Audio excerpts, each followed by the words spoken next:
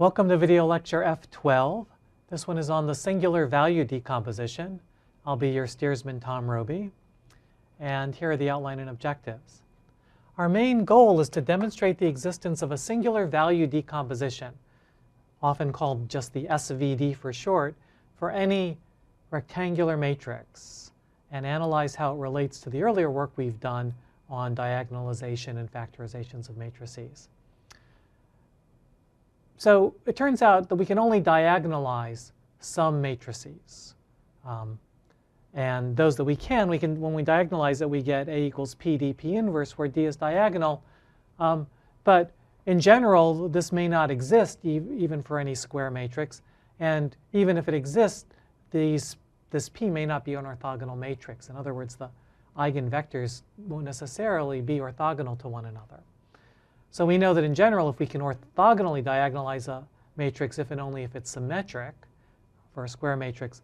And by contrast, the SVD factors any rectangular matrix as a product of one orthogonal matrix and then something that's as diagonal as it can get, the same shape as A, and then another orthogonal matrix. So the orthogonal matrices are nice because they preserve the geometry. They don't stretch or shrink and everything. So all the stretching and shrinking is going on in this component. And so what we've done is we've relaxed it. We don't say anymore that U and V have to be inverses of each other. In fact, that won't make sense if the matrix isn't square.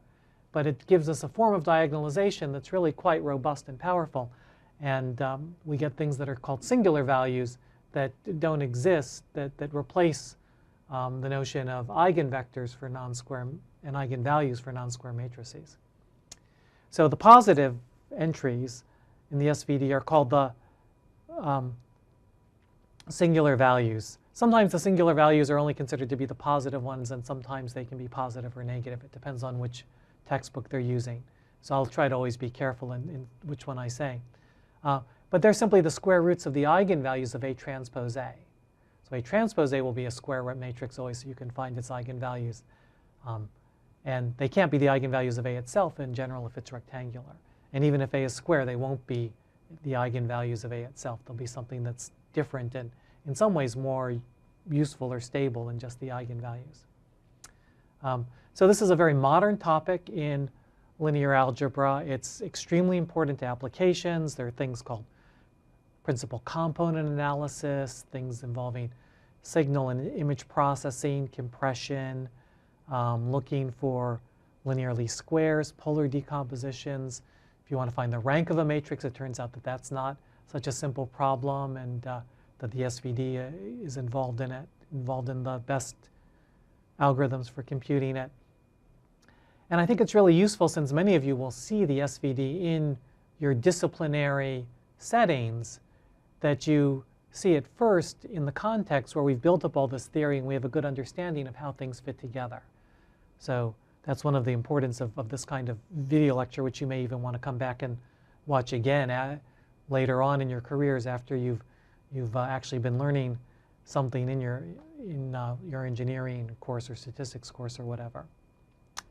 And I'll just say one more thing. We're only dealing with the real situation here. In many applications, you want to generalize all of this to complex matrices, or even matrices that are real, but you want to allow complex eigenvalues.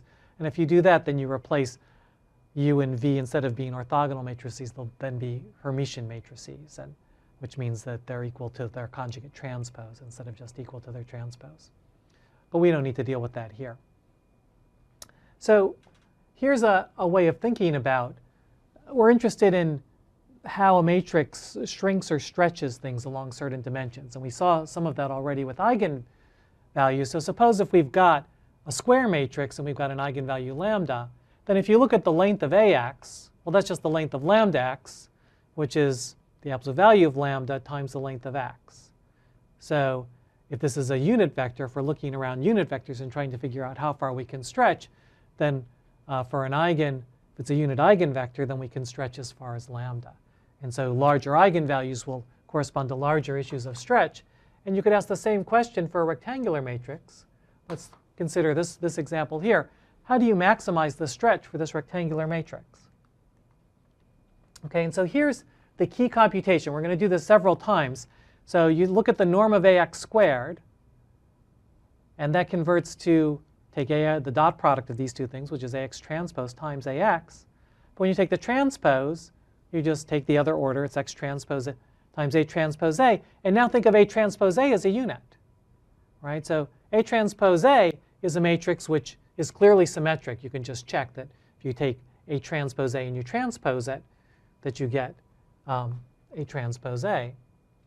And what we want to do is maximize this subject to X being a unit vector. And now we're right back in the situation where we were looking at optimization, constrained optimization problems for quadratic forms. Because A transpose A is a symmetric matrix, so it represents a quadratic form. Not corresponding to A, but corresponding to A transpose A. So this is really just a quadratic form. And so let's look. What's the example here? If A is 3, 2, 2, 2, 3, minus 2, then A transpose A is this matrix. Okay? So you take that matrix, and you say, how do I maximize it on unit vectors? Well, we know how to do that, right? Because this is just the whole quadratic form thing. All we have to do is figure out what its largest eigenvalue is, and that's the maximum value. And the eigenvector corresponding to this is the place where it gets maximized. So you do the standard computations with eigenvalues and eigenvectors. We don't need to rehash those here. But it turns out that lambda 1 is 25, lambda 2 is 9, lambda 3 is 0. And they correspond to the following three eigenvectors.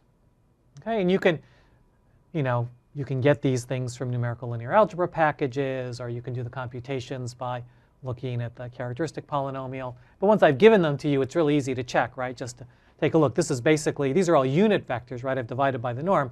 But imagine this is just really 1, 1, 0, and then divided by the square root of 2. So what happens if I take 1, 1, 0, and I apply this matrix to it?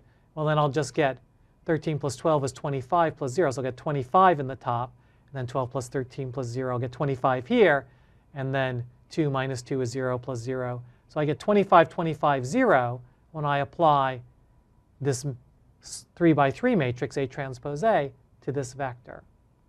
Okay? So that means that since I got 25, 25, 0, that's 25 times, and I'd be dividing by the square root of 2 if it were normalized. So this is definitely the eigenvector corresponding to 25. And you can do the same kind of check if you want to be careful that this is the eigenvector corresponding to 9, and that if you multiply by this matrix that you get 0. So this is actually in the null space of that matrix.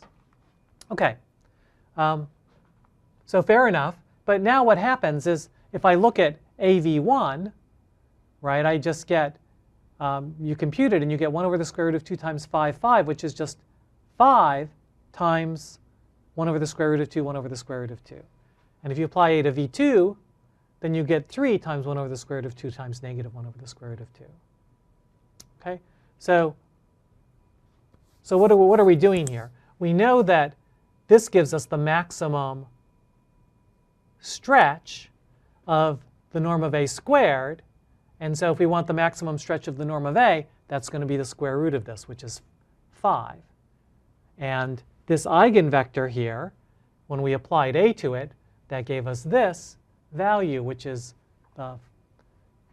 5 times the unit vector. So we see we're getting exactly what we want. And this leads to the definition of the singular values.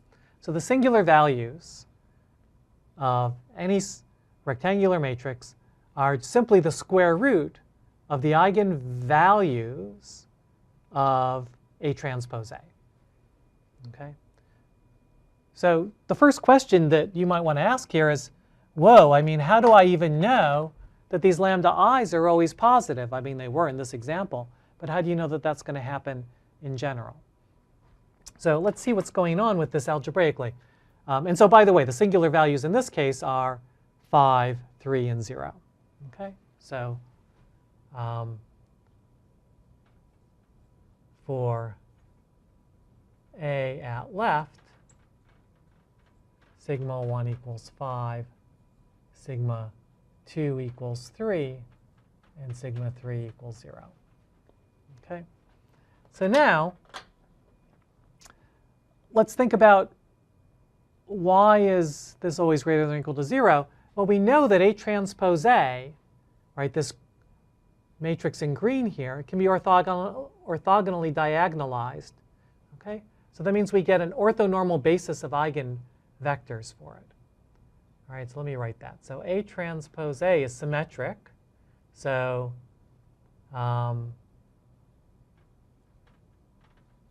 can be orthogonally diagonalized by, so let me just write down the basis for that. So I'll have V1, V2, Vn. Okay?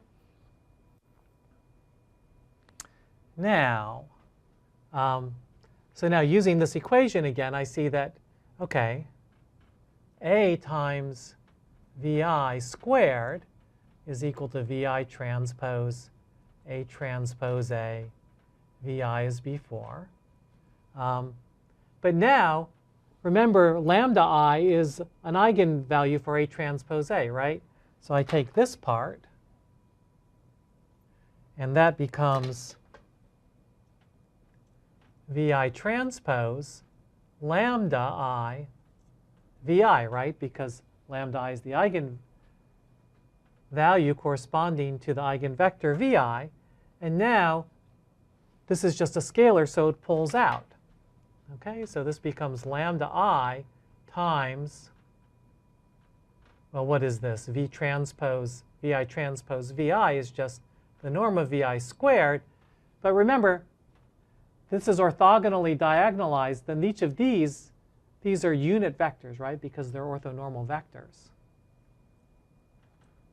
Orthonormal. Okay, so therefore this is just equal to lambda I. So what have I proven?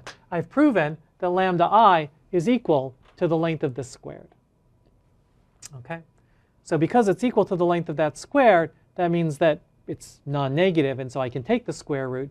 And in fact, what this shows, right, immediately, and since lambda I is just the square root, this implies that sigma I, which is the square root of lambda I, is just equal to the length of AVI.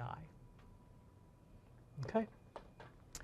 And because of the theory of the quadratic form optimization, we know, in fact, that this is the maximum way, the largest eigenvalue here, and so therefore the largest singular value is going to be the direction of maximum stretch. All right? So I guess the picture you might want to think about here is, how do you think about a matrix from a 2 by 3 matrix? Well, it goes from R3 to R2, right? So if you think about A as being a linear transformation, then A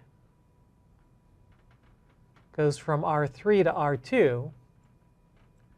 And I was trying to maximize it. I was trying to specifically look about it in unit vectors. So if I think within R3, I've got some sphere, right? So this is the set of all things such that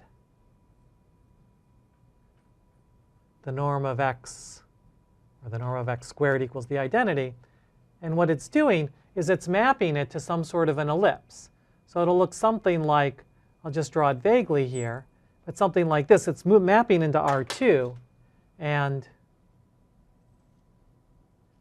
this degree of maximum stretch here, this will actually be sigma 1. Okay? And the one perpendicular to it, we'll see in a little while, will actually be sigma 2. So that's what these singular values are doing. We've got, if we just look at the set of unit vectors in R3, then those things are mapping to this ellipse in R2. The whole sphere maps to the ellipse. And then we've got sigma 1 and sigma 2. Now sigma 3 is 0. We don't see that one, right? It's just mapping things right to the center there. Mapping things into the null space, or mapping things in the null space to 0. Okay.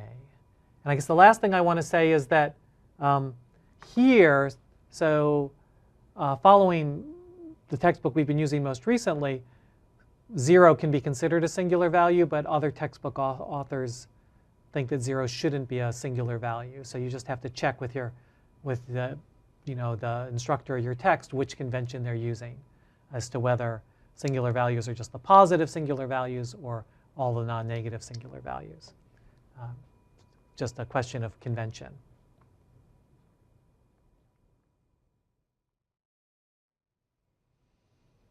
Okay, so we're almost ready to state the singular value decomposition. There's just one more ingredient we want to put in here, which is that suppose we've got any matrix and we look at A transpose A. It has an orthonormal basis of eigenvectors, as we were talking about before. And let's assume, just for convenience, as we often have recently, that these eigenvalues come in decreasing order, so that might cause you to order this orthonormal basis of eigenvectors in a certain way. Now, if exactly r of these eigenvalue, so now if you look at the singular values, which are the square roots of these, if exactly r of them are positive, i.e. non-zero, they're all non-negative, but if r of them are strictly positive, then though that set, A times applied to each of those corresponding eigenvectors will be an orthogonal basis for the column space of A. So it's not just a basis for the column space of A, it's an orthogonal basis, and its rank is R, right? I'm putting the R in green here just so that you don't confuse it with N. And I mean, you know, the first thing is that it's clear that if I'm trying to find a basis for the column space, right, the column space of A is really just the range, right? The column space of A is the set of all AX, where X is, in this case, I guess I'm going from Rn to Rm, right? And so certainly the column space of A is the span of the set of all A of AV1 through AVN. But these might not be linearly independent. In particular, you know, some of these could actually go to 0, in which case you can't possibly have a basis that includes 0. So to sort all this out, we use our favorite computational trick again, actually. So we're going to look at AVI transpose times AVJ now, where I and j are not equal. Before we were looking at AVI transpose times AVI, but we still do the transpose thing, and we end up with an A transpose A in the middle, right?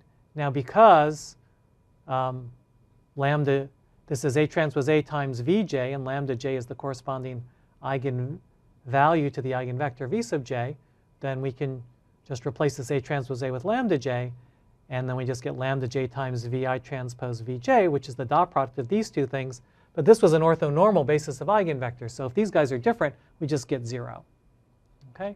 So what this says then is that all of these vectors, if I look at AV1 through AVN, all of those vectors have a dot product of 0 if they're different, if they're distinct. So any two of these. Now it's possible that they're 0 because one of these things is 0. So we can't say anything about a basis. But that does mean that if we look at the non-zero ones, the non-zero ones will actually form, will be linearly independent because they're orthogonal. And we know that orthogonal vectors that are non-zero have to be linearly independent. Okay? So that's the last piece of the puzzle. So when can one of these things be 0? Well, in order for it to be 0, its length has to be 0. But its length is actually just the singular value, sigma j. So if I have r strictly positive singular values, exactly r of them, then that means I have exactly r of these guys, which are not 0, but they're all orthogonal, right? So this is an orthogonal set. R of them are non-zero. Ignore the 0 ones. The rest are linearly independent. So AV1 through AVR is linearly independent because we organized these guys so that they were in decreasing order. And as I said before, it clearly spans the column space of A, so it's a basis. Okay, so this is really nice. And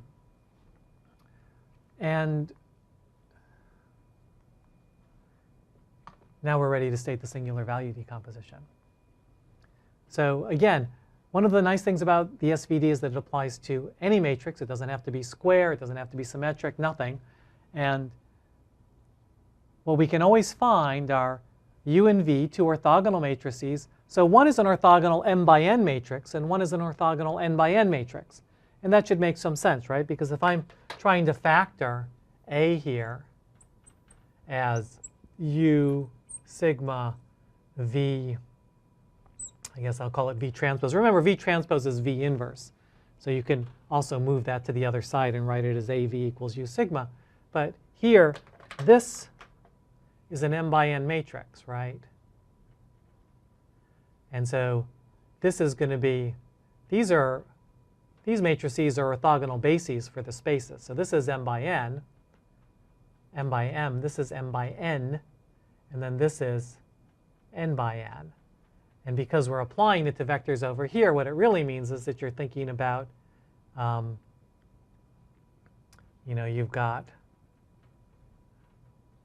r to the n here, and that maps to r to the n by v transpose, which means that v is really mapping in that direction.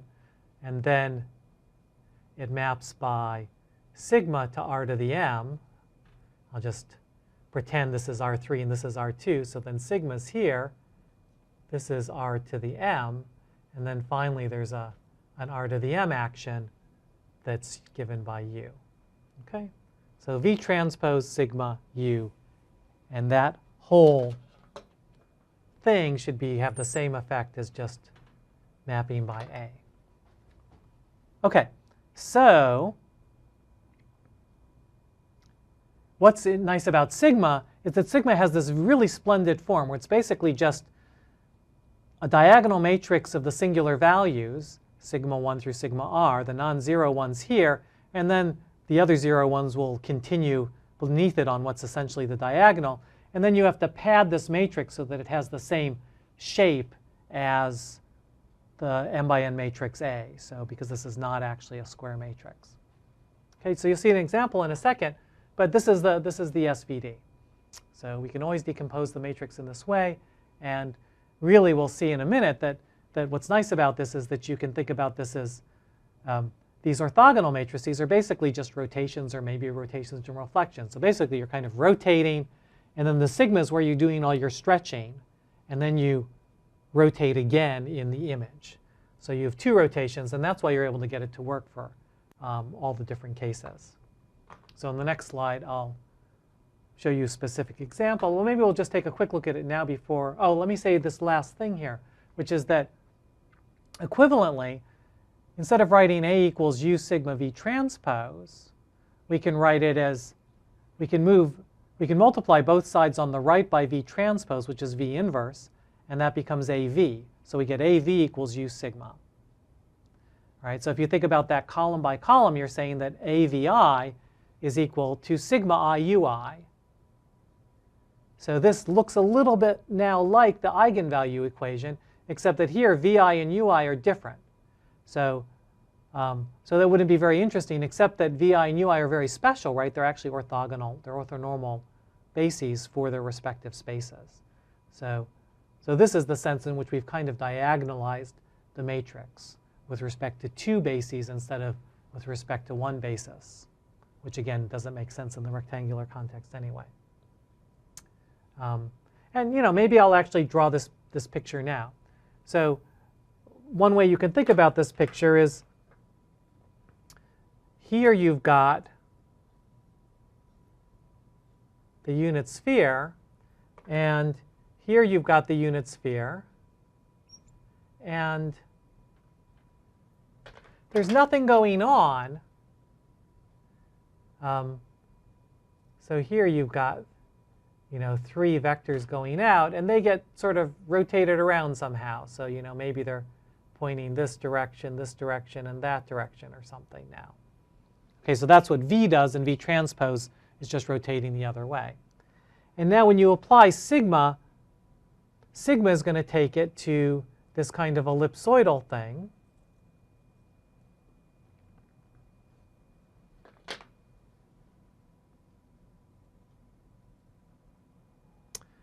That looks like that, and then U is going to, so I did that wrong. What I wanted to do, because this is the second step, so what I really want to do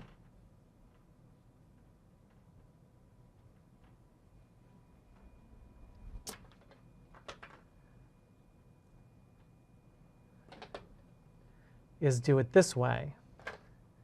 So now this is just going to stretch along the standard basis vector. So this will always look like this. You know, maybe it's stretched out more here and less there. So I've got this vector and this vector. And then finally, in the last step, you rotate it again. So you just rotate this whole thing by an orthogonal matrix, and you end up with something like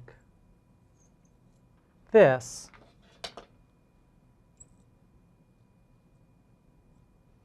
Okay, so that's the way to portray the action of A is, and we're looking at it again on the unit vectors. On the unit vectors, it kind of rotates the sphere, and then it stretches things out, and in this case, it also compressed things by a dimension. Okay, so we had one dimension of things that are just going to 0, and the rest ended up like this. If this had all been R3, then we might have had some sort of an ellipsoid. But here we're just in R2, and then we rotate it back again. This doesn't really, you could have a reflection instead, but this gives you some idea of how this is chunking it into pieces, which are easier to understand. And that's what we like to do in mathematics, is to break down more complicated things into simpler ones. Okay.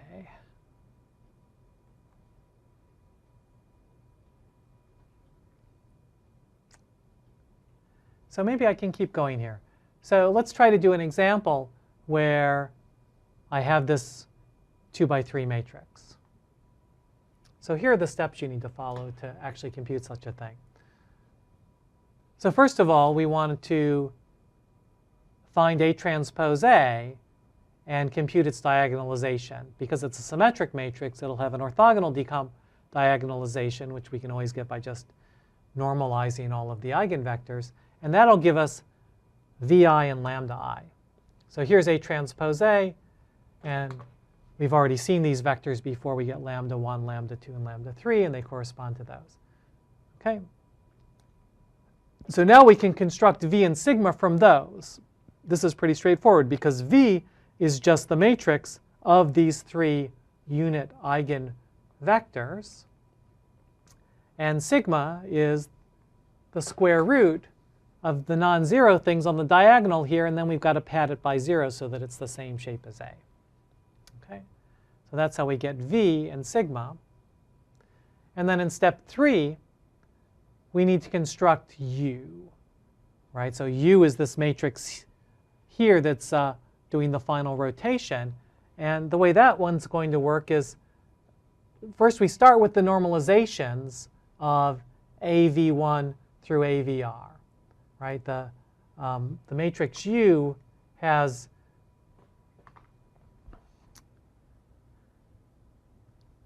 so you compute AV1 and you get this. You compute AV2 and you get this. Again, we've seen this before. And in this case, we're actually pretty happy because we know that these matrices, AV1 and AV2, have to be the columns of U, have to be at least the part of the columns of U. But it turns out that in general, they may not be enough to actually be all of U. So I guess I should say now that we need to write down, from here we can write down that U is equal to